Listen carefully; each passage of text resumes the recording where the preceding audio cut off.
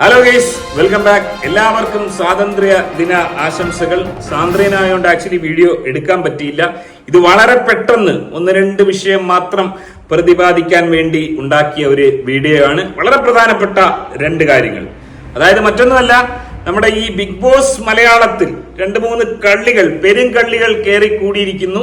അത് പ്രമുഖരായ നടിയും നർത്തകിയും ആങ്കർമാരും ഒക്കെ പെടും. അത്തരത്തിൽ ഒരു പെരുങ്കള്ളിയെ ഇരുട്ട് തടവറയിൽ അടച്ചിരിക്കുന്നു. അത് വളരെ അടിയാമയായിരുന്നു. ഓളെ താൽക്കാലികമായിട്ടല്ല, ഒരുപക്ഷെ എന്നേക്കുമായി ഇരുട്ട് തടവറയിൽ അടയ്ക്കേണ്ടുന്ന ഒരു ഇനമായിട്ടാണ് ഞാൻ അവളെ വ്യാഖ്യാനിക്കുന്നത്. അത് മറ്റാരുമല്ല, പ്രമുഖ നടിയുടെ കൂട്ടുകാരിയും പ്രമുഖ നടിക്ക് വേണ്ടി നിരവധി തവണ സോഷ്യൽ മീഡിയയിൽ ഷണ്ട കൂടിയ സ്പീച്ച് മേക്കർ എന്ന് പറയുന്ന ആ ഒരു പ്രമുഖ ആങ്കർ സാരിക.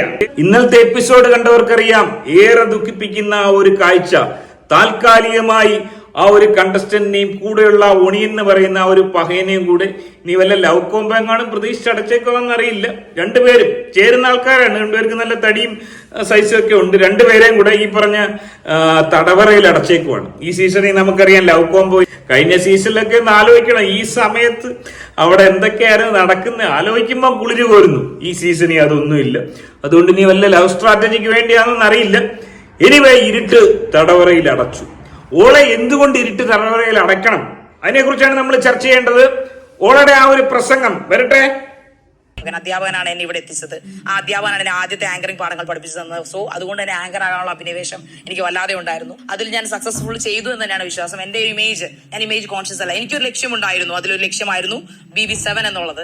അതിലേക്ക് എത്താൻ ഒരു മാർഗം തന്നെയായിരുന്നു ഹോട്ട് സീറ്റ് എന്ന് പറയുന്നത്. സോ ഞാൻ അതിൽ സക്സസ് ആയി. ഒരുപാട് ആൾക്കാരുടെ ക്രിറ്റിസിസം, ഇൻക്ലൂഡിങ് എന്റെ ബന്ധുക്കളുടെ, എന്റെ ഏറ്റവും അടുത്ത സുഹൃത്തുക്കളുടെ, എന്റെ ക്ലാസ്മേറ്റ്സിന്റെ ഒക്കെ ഒരു എന്താ പറയുന്നത്, ഒരു ക്രിറ്റിസിസം എനിക്ക് കേൾക്കേണ്ടി വന്നിട്ടുണ്ട്. പക്ഷെ ഐ ഡോണ്ട് മൈൻഡ്. അതൊന്നും ഞാൻ മൈൻഡ് ചെയ്യാതെ എന്റെ ലക്ഷ്യത്തിൽ ഞാൻ ഉറപ്പിച്ചു നിന്നു. അതിൽ ഒരു സ്റ്റെപ്പ്, ഏറ്റവും വലിയ സ്റ്റെപ്പുകൾ ഒന്നിലാണ് ഞാൻ ഇന്ന് വന്ന് നിൽക്കുന്നത്. That is BB7. ഈ ലോകത്തെ അല്ലെങ്കിൽ മലയാളികളുടെ ഏറ്റവും വലിയ റിയാലിറ്റി ഷോ ആയ ഏഷ്യാനെറ്റിന്റെ ബിഗ് ബോസ് സീസൺ 7 ഏറ്റവും ടഫസ്റ്റ് ആയിട്ടുള്ള, ത്രസിപ്പിക്കുന്ന സീസണിൽ ഒരു കാൻഡിഡേറ്റ് ആയിട്ട്, ഒരു കണ്ടസ്റ്റന്റായിട്ട് വരാൻ സാധിച്ചത് എന്റെ പ്രൊഫഷണൽ ലൈഫിലെ ഏറ്റവും മിന്നുന്ന തിളക്കമായിട്ടാണ് ഞാൻ കരുതുന്നത്. ഇതിന് വരുന്നതിന് തൊട്ട് മുമ്പ് ഏറ്റവും ബെസ്റ്റ് ഇന്റർവ്യൂവർ ആയിട്ടൊരു അവാർഡ് എനിക്ക് ഒരു ചാനലിൽ നിന്ന് കിട്ടിയിരുന്നു. തന്റെ ലൈഫ് സ്റ്റോറി സെക്ഷനിൽ മാത്രമല്ല, കയറി വന്ന സമയത്തും ലാലേട്ടനോടും പീച്ച് മേക്കർ ഇതുപോലെ തന്നെയാണ് പറഞ്ഞത്. കേക്കട്ടെ. ഈ ഒരു പ്ലാറ്റ്ഫോം ഒരു സ്വപ്നമായിരുന്നു. പിന്നെ ലാലേട്ടൻ. എന്നാൽ യഥാർത്ഥ പീച്ച് മേക്കർ ആരായിരുന്നു? വരട്ടെ വീഡിയോ. എനിക്ക് ഈ ബിഗ് ബോസ് ഒട്ടും ഇഷ്ടമേ അല്ലാത്തൊരു ആളാണ്. എനിക്ക് ഇഷ്ടമല്ല ബിഗ് ബോസ്. വേറൊന്നും കൊണ്ടല്ല, എനിക്ക് താല്പര്യമില്ല ആ ഷോ. അത് വേറൊന്നും കൊണ്ടല്ല, മൊത്തത്തിൽ ബഹളമയമായിട്ടുള്ള അല്ലെങ്കിൽ അരോചകമായ നമ്മുടെ ഈ സമൂഹത്തിൽ, എപ്പോഴും ബഹളം പ്രശ്നങ്ങൾ നിറഞ്ഞ നമ്മുടെ ഈ സമൂഹത്തിൽ, ഈ മനുഷ്യ ജീവിതത്തിൽ സമാധാനം തരാത്തൊരു ഷോ ആയിട്ടാണ് എനിക്ക് ഫീൽ. ഒന്ന് ആലോചിച്ചേക്കോ, ഓളെ താൽക്കാലികമായിട്ട് ഇരുട്ട് തടവറയിൽ അടച്ചാൽ മതിയോ? ഓളെ എന്നേക്കുമായിട്ട് അടക്കണം. എന്റെ അഭിപ്രായത്തിൽ ഈ അഖിൽമാരാർ എന്ന് പറയുന്ന പഴയനാണെങ്കിൽ പോലെ ഈ ബിഗ് ബോസിനെ തള്ളിപ്പറഞ്ഞ എല്ലാ എണ്ണത്തിനെയും അവിടെ കയറി വരുവാണെങ്കിൽ തക്കതായ ശിക്ഷ കൊടുക്കണം. അത്തരത്തിലൊരു ശിക്ഷ ഇത്തവണ എന്തായാലും കൊടുത്തത് വളരെ ഗംഭീരമായി. കാരണം ഇതുപോലെ അപരായത്തരം പറയുന്ന ഉളുപ്പുകെട്ട സാധനങ്ങളെ ഒരിക്കലും അങ്ങോട്ടേക്ക് കയറ്റരുതെന്നാണ് എന്റെ അഭിപ്രായം. അല്ല, ഇതുപോലെ കള്ളം പറയാനും പഠിപ്പിച്ച തന്നെ അധ്യാപകനാണോ? അദ്ദേഹത്തിന് ഒരു കയ്യടി കൊടുക്കാം അല്ലേ? നീ ഇന്നലത്തെ എപ്പിസോഡിൽ കണ്ട വലിയൊരു മഹാകാര്യം, ആദില നൂറയിലെ ആദിലയുടെ ആ ഒരു ഇമോഷണൽ സ്പീച്ച്. ആ സ്പീച്ച് കണ്ടിട്ട് റീൽസിലൊക്കെ കയറി നോക്കിക്കഴിഞ്ഞാൽ വലിയ രീതിയിലുള്ള സപ്പോർട്ടാണ് കിട്ടിക്കൊണ്ടിരിക്കുന്നത്. അവരെ വിമർശിച്ചുകൊണ്ടിരിക്കുന്ന ആളുകളൊക്കെ ഇപ്പൊ അവരെ ഏറെ ഇഷ്ടപ്പെടുന്ന, സ്നേഹിക്കുന്ന, സപ്പോർട്ട് കമന്റ് ചെയ്യുന്ന രീതിയിലേക്ക് കാര്യങ്ങൾ പോയി. ആ ഒരു ഇമോഷണൽ സ്പീച്ച് അതൊന്ന് കേൾക്കാം. നൂറേനെ പരിചയപ്പെടുന്നത് +1 +2 ഇവളായിട്ട് റിലേഷൻഷിപ്പ് ആവുന്നത്. അപ്പോഴാണ് എനിക്ക് മനസ്സിലായത്, ഇതെന്ത് വന്നതിന് ശേഷമാണ് ആ ഒരു അൺകംഫർട്ടബിൾ സാധനം എന്താണെന്ന് എനിക്ക് മനസ്സിലായത്. That I am attracted to a woman. എനിക്ക് അവളുടെ ലിപ്പ് ഭയങ്കര ഇഷ്ടമാണ്. എനിക്കിങ്ങനെ ലിപ്പുള്ള ആൾക്കാരെ ഞാൻ TV-യിലേ കണ്ടിട്ടുള്ളൂ.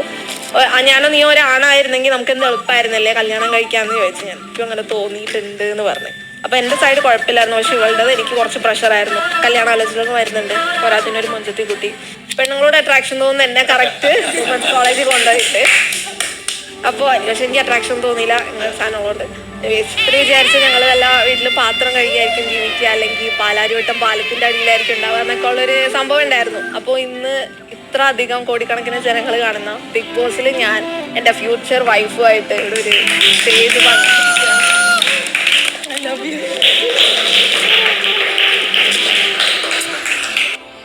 ഈ ഒരു മഹാകാര്യത്തിന് വലിയ സപ്പോർട്ടാണ്, വലിയ പിന്തുണയാണ് കിട്ടിക്കൊണ്ടിരിക്കുന്നത്. ഇത് രണ്ട് പകയന്മാരാണ് കാണിച്ചെങ്കിൽ എന്ന് ആലോചിച്ച് നോക്ക്. നമ്മുടെ ഗെയിം ചേഞ്ചർ റിയാസ് സലീമിനെ പോലെ അല്ലെങ്കിൽ നെവിനെ പോലെ രണ്ട് ആമ്പിള്ളാരെ കയറി വന്നെങ്കിൽ ആമാരെ ഇനി പറയാനൊന്നും ബാക്കി ഉണ്ടാവില്ല. എനിവേ ഇവിടെ വലിയ സപ്പോർട്ട് ഓൾറെഡി കിട്ടിക്കഴിഞ്ഞു.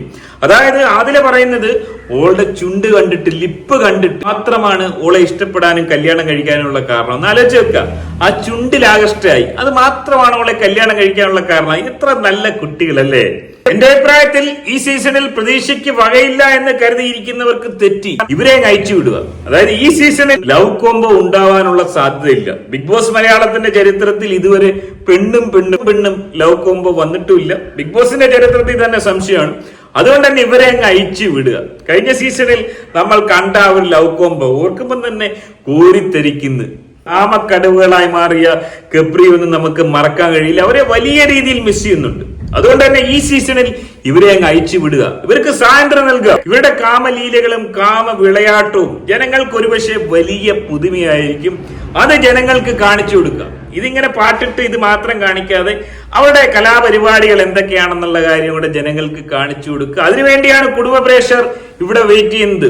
എന്തിനാണ് കുടുംബ പ്രേക്ഷകർ ഇത്രയും മാസം ലേറ്റായിട്ടും ബിഗ് ബോസിന് കാത്തിരുന്നത്? അവർ കാണാൻ ആഗ്രഹിക്കുന്ന അങ്ങനെയുള്ള കാര്യങ്ങളാണ്.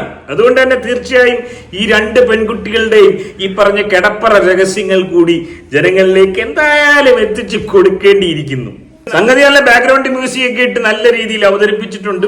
ഇവരുടെ വീട്ടുകാരുടെ ഒരു അവസ്ഥ എന്ന് ആലോചിച്ച് നോക്കണം. ഞാൻ കഴിഞ്ഞ ദിവസം പറഞ്ഞ പോലെ ഹെൽമെറ്റ് ഇട്ട് TV കാണുന്നുണ്ട്. ഹെൽമെറ്റ് സ്ഥിരം വെച്ച് പുറത്തിറങ്ങി നടക്കേണ്ടുന്ന ഒരു അവസ്ഥയാണ്. ചില ആൾക്കാർ ചോദിക്കുന്നുണ്ട് ഇവരെ കുറ്റം പറയാമോ. ചിലരുടെ കമന്റ് വന്നിട്ടുണ്ട്, ഇവരെ കുറ്റം പറയാമോ, അവരുടെ ഇഷ്ടം, അവരാരെയും ദ്രോഹിക്കുന്നില്ല. ഇത് വലിയൊരു ദ്രോഹം തന്നെയാണ്. അതായത് ഇവർ ഈ കല്യാണം കഴിച്ചവർ ജീവിച്ചോട്ടെ, ഒരു പരാതിയില്ല, അങ്ങനെയുള്ളവരവിടെ ജീവിച്ചോട്ടെ. ഇതുപോലെ സോഷ്യൽ മീഡിയയിൽ വന്ന് അല്ലെങ്കിൽ ഇതേപോലെ വലിയ ഇന്റർനാഷണൽ പ്ലാറ്റ്ഫോമിൽ വന്നിട്ട് ഇതിന് വലിയ പബ്ലിസിറ്റി കൊടുത്തു, അല്ലെങ്കിൽ ഇതാണ് നല്ലത്, ഇതിനെ എല്ലാവരും സപ്പോർട്ട് ചെയ്യണം എന്ന് കാണിച്ചു കൊടുക്കുന്നു. അതിനെ വലിയൊരു വിഭാഗം ആൾക്കാർ സപ്പോർട്ട് ചെയ്യുന്നു.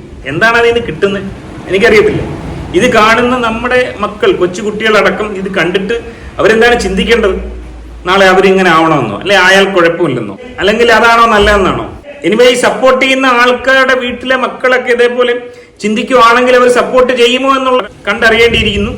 എനിവേ ഈ രണ്ട് വിഷയങ്ങളാണ് ഇന്നലത്തെ എപ്പിസോഡിൽ ഉണ്ടായത്. വേറെ അങ്ങനെ കാര്യമായിട്ടൊന്നും ഇല്ല. പിന്നെ കാര്യമായിട്ട് എനിക്കൊന്ന് കാണാൻ കഴിഞ്ഞില്ല. പ്രമുഖ നടിയായ രേണു സുധിയുടെ അവസ്ഥ എന്താണെന്നുള്ള കാര്യം അറിഞ്ഞില്ല. കൂടുതൽ കണ്ടതിന് ശേഷം നമുക്ക് നാളെ മറ്റൊരു വീഡിയോ ആയിട്ട് കാണാം. എനിവേ ഈ വിഷയത്തിൽ, അതായത് ബിഗ് ബോസിലെ പെരുങ്കള്ളികളെ കുറിച്ചുള്ള നിങ്ങളുടെ അഭിപ്രായം കമന്റായി രേഖപ്പെടുത്തുക.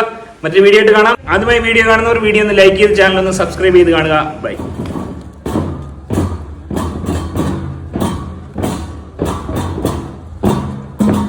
വീഡിയോ കാണാൻ തയ്യാറല്ലേ?